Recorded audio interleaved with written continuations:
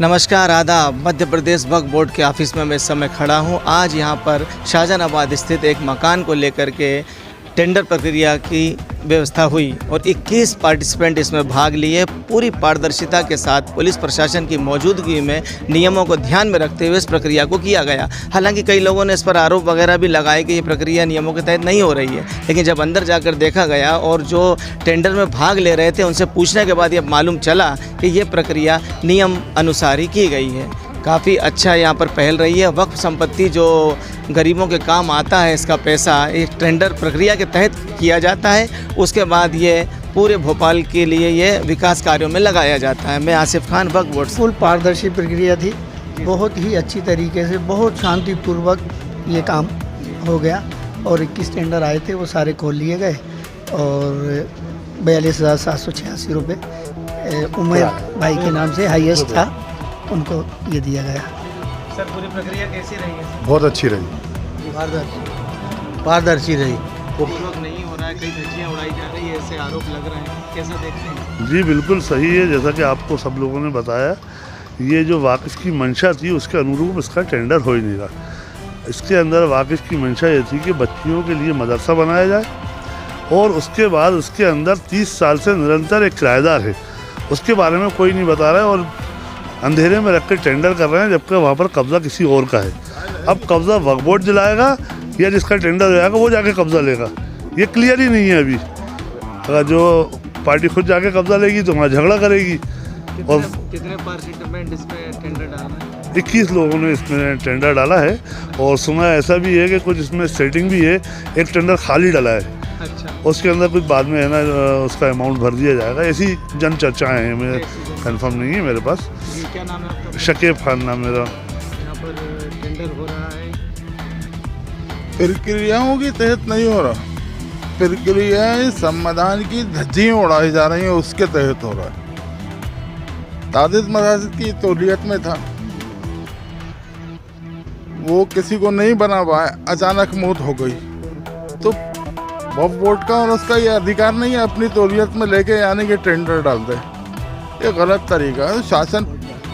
शासन प्रशासन और प्रशासक कोई भी धार्मिक जगहों की जगह हो, चाहे मंदिर की हो, मस्जिद की हो, गुरुद्वारे की हो, किसी को तो पेरा राइट उसके अधिकार का है।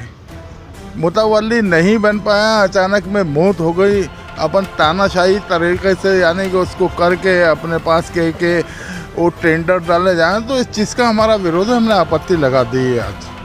सर, वो उस जगह पर जो पहले से रह रहे थे उनका क्या होगा? इसमें क्या उन्हें नोटिस वगैरह दिया गया कुछ? कहाँ पर? कोई उसमें रह रहे थे, सुना है पहले पुराने टाइम से। उसमें शायद मेरे हिसाब से खाली था। किराएदार? हाँ, एक दो आदमी हैं। अच्छा, लेकिन ये तो उनका रहना नहीं है, हम तो कह रहे हैं जो रह रहे थे अपन उनका भी इंतज़ाम करेंगे।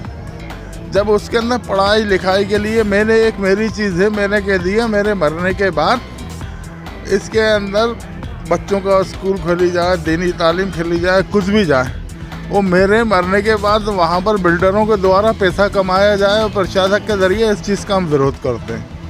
तो आप क्या कोर्ट में जाएंगे इसके लिए? कोर्ट में जाएंगे आप क्या इसके लिए? हैं? कोर्ट में जाएंगे क्या आप इसके लिए? हाँ, नहीं, कोर्ट में तो जाना पड़ेगा, चाहे हाई कोर्ट से ओवर कोर्ट से सुप्रीम कोर्ट तक, जहाँ तक होगा हम जाएंगे। मस्जिद की जो तौलियत के अंदर मस्जिद का अधिकार मिलना चाहिए, प्रशासक को ये टेंडर कैंसिल करना चाहिए और मस्जिद की तौलियत में दे देना चाहिए। सर, आज काफ़ी मुबारकबाद भी आपको मिल रही है, टेंडर आपके नाम खुला है। सर, क्या प्लानिंग है और कैसी रही है पारदर्शिता? आपको पूरी कार्रवाई कैसी लगी है? नहीं, नियमानुसार सारा काम हुआ है, सभी लोगों के बीच दिखा के जो वीडियो उसकी मतलब कार्रवाई की जाती है, उसी तरह से टेंडरों को खोला गया है।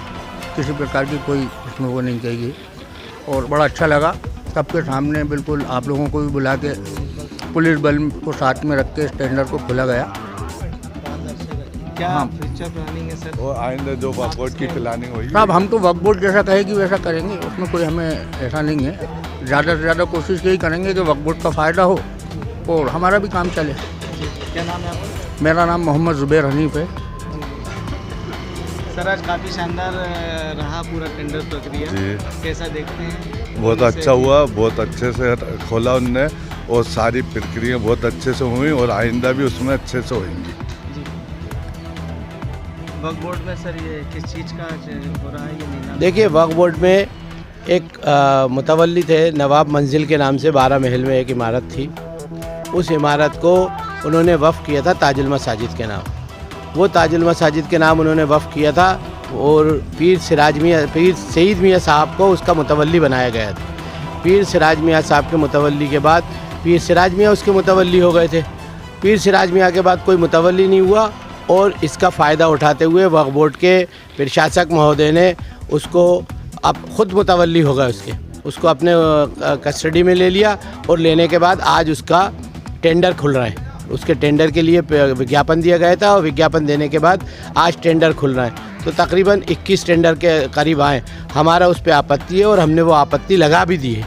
हमारी आपत्ति ये है कि वाकिफ़ की मंशा के ख़िलाफ़ उसको नहीं करना चाहिए। एक तो ये, दूसरी चीज़ वो ताजुल मसाजिद के तौलियत में थी, तो ताजुल मसाजिद को उसका अधिकार है किस प्रयोजन में उसको इस्तेमाल किया जाए। उसका प्रयोजन बच्चों की पढ़ाई के लिए होना चाहिए। बच्चियों की दीनी पढ़ाई पढ़ने के लिए उसको वक्फ किया गया था। इसलिए उसको वक्फ के जो वक्फनामा है उसके तहत काम नहीं किया जा रहा, वाकिफ़ की मंशा के अनुसार काम नहीं किया जा रहा। इसलिए हमारा विरोध है और हमने इसकी आपत्ति अभी CO साहब को दे दी है।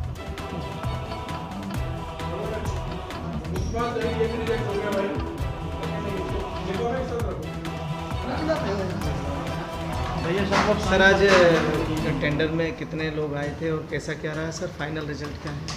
12 महल ये की किराएदारी थी। वक्फ बोर्ड के द्वारा माननीय प्रशासक महोदय के निर्देश थे। उस आधार पे हम लोगों ने इस पर ओपन टेंडर किया। 21 आवेदन आए थे, जिसमें से सबसे हाईएस्ट बोली जो हुई है वो 42,786 की हुई है। 21 आवेदन प्राप्त हुए। 21 आवेदनों को सबके सामने खोला गया। सर कुछ लोगों ने ऐसा कुछ आरोप वगैरह भी लगाए गए, किसी प्रकार का कोई विधिवत नियम से पूरा काम हुआ है? पूरा जितना भी प्रक्रिया है इसकी सब प्रोसेस से हुआ है। और आप भी तो थे, आप भी तो मीडिया के सब आपके सामने ही हुआ है जो भी हुआ है।